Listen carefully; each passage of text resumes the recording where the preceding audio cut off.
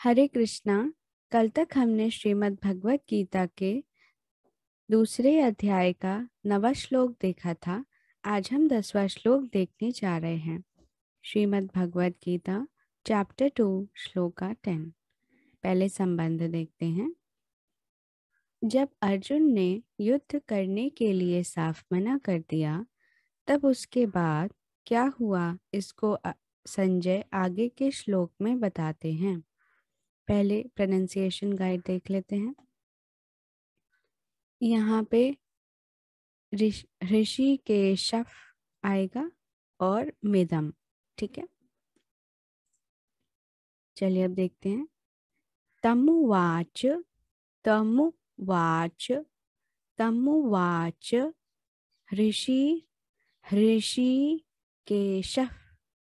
ऋषिकेशः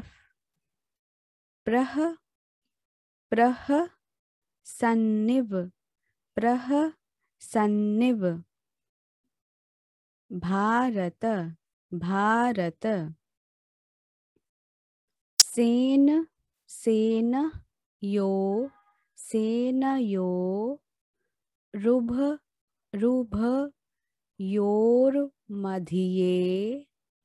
सेनयो रुभयोर्मध्ये विषीदन्त मिदं वचः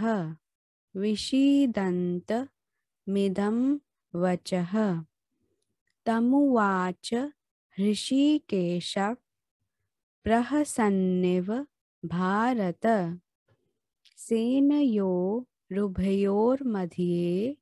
विषीदन्त मिदं वचः। कैसे गाएंगे देखते हैं। तमुवाच ऋषिकेशः प्रहसन्निव भारत सेनयोरुभयोर्मध्ये विषीदन्तमिदं वचः। मीनिंग देखते हैं। भारत, हे भारत वंशोद्धव धृतराष्ट्र। उभयोः मतलब दोनों, सेनयोः मतलब सेनाओं के, मध्ये मतलब मध्य भाग में, सेनयोरुभयोर मध्ये दोनों सेनाओं के मध्य में, विषीदंतम विषाद करते हुए, वचः मतलब वचन, तम मतलब उस अर्जुन के प्रति, प्रहसन इव मतलब हंसते हुए से, ऋषिकेश मतलब भगवान ऋषिकेश भगवान श्री कृष्ण, इदम मतलब यह आगे कहे जाने वाले, उवाच मतलब बोले।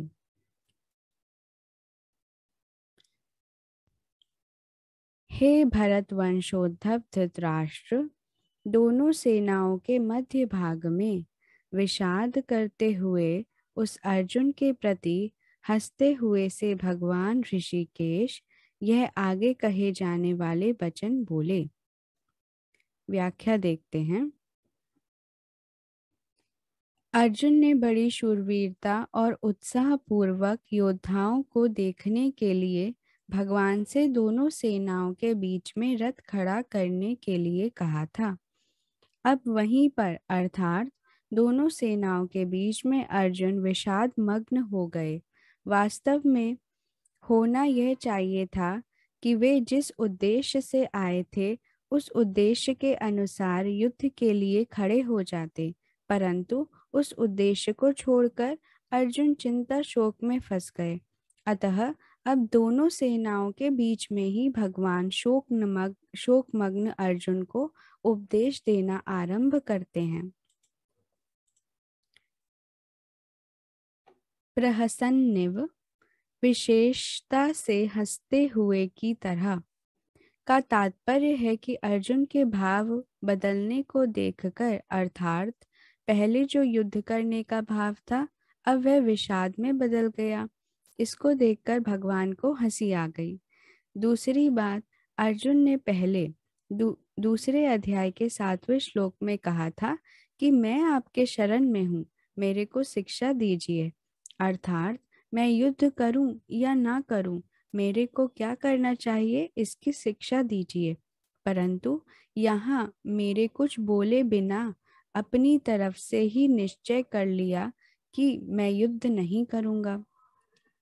यह देखकर भगवान को हंसी आ गई, कारण कि शरणागत होने पर मैं क्या करूं और क्या नहीं करूं आदि कुछ भी सोचने का अधिकार नहीं रहता। उसको तो इतना ही अधिकार रहता है कि शरण्य जो काम कहता है वही काम करे। अर्जुन भगवान के शरण होने के बाद मैं युद्ध नहीं करूंगा ऐसा कहकर एक तरह से शरणागत होने से हट गए। इस बात को लेकर भगवान को हंसी आ गई। इव का तात्पर्य है कि जोर से हंसी आने पर भी भगवान मुस्कुराते हुए ही बोले।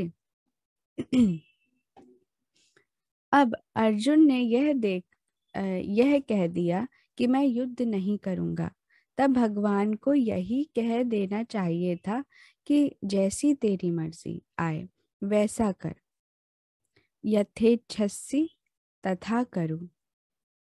परंतु भगवान ने यही समझा कि मनुष्य जब चिंता शोक से विकल हो जाता है तब वह अपने कर्तव्य का निर्णय न कर सकने के कारण कभी कुछ तो कभी कुछ बोल उठता है। यही दशा अर्जुन की हो रही है। अतः भगवान के हृदय में अर्जुन के प्रति अत्यधिक स्नेह होने के कारण कृपालुता उमड़ पड़ी। कारण कि भगवान साधक के वचनों की तरफ ध्यान न देकर उसके भाव की तरफ ही देखते हैं। इसलिए भगवान अर्जुन के मैं युद्ध नहीं करूंगा इस वचन की तरफ ध्यान न देकर आगे के श्लोक से उपदेश आरंभ कर देते हैं। यहाँ पर इस लाइन को गौर करिए, कारण कि भगवान साधक के वचनों की तरफ ध्यान न देकर उसके भाव की तरफ ही देखते हैं।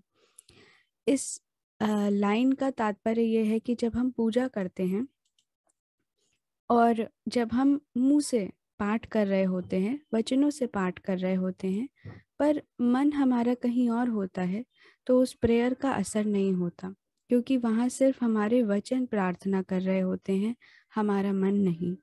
इसलिए भगवान किसको देखते हैं? हमारे वचनों को नहीं देखते, हमारे मन को देखते हैं। अर्थात जब हम प्रार्थना करते हैं तो हमारा मन, हमारा हृदय ईश्वर के चरणों में होना चाहिए। चलिए आगे देखते हैं। जो वचन मात्र से भी भगवान के शरण हो जाता है, भगवान उसको स्वीकार कर लेते हैं। भगवान के हृदय में प्राणियों के प्रति कितनी दयालुता है। ऋषिकेश, कहने का तात्पर्य है कि भगवान अंतर्यामी हैं, अर्थात प्राणियों के भीतरी भावों को जानने वाले हैं। भगवान अर्जुन के भीतरी भावों को जानते हैं कि अभी तो मैं कौटुंबिक मोह के वेग के कारण और राज्य मिलने से अपना शोक मिटता न दिखने के कारण यह कह रहा है कि मैं युद्ध नहीं करूंगा, परंतु इसको स्वयं चेत होगा तब यह बात ठहरेगी नहीं और मैं जैसा कहूंगा वैसा ही यह करेगा। इदम वचः उवाच, पदों में केवल उवाच कहने से ही काम चल सकता था, क्योंकि उवाच के अंतर्गत ही वचः पद का अर्थ आ जाता है। अतः वचः पद देना पुनरुक्ति दोष दिखता है, परंतु वास्तव में यह पुनरुक्ति दोष नहीं है, प्रत्युत इसमें एक विशेष भाव भरा हुआ है।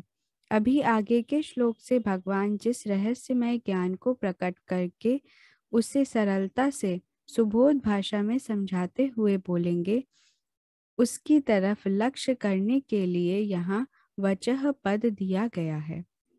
परिशिष्ट भाव, जन्मभूमि कुरुक्षेत्र के एक भाग में कौरव सेना खड़ी है और दूसरे भाग में पांडव सेना। दोनों सेनाओं के मध्य में श्वेत घोड़ों से युक्त एक महान रथ खड़ा है।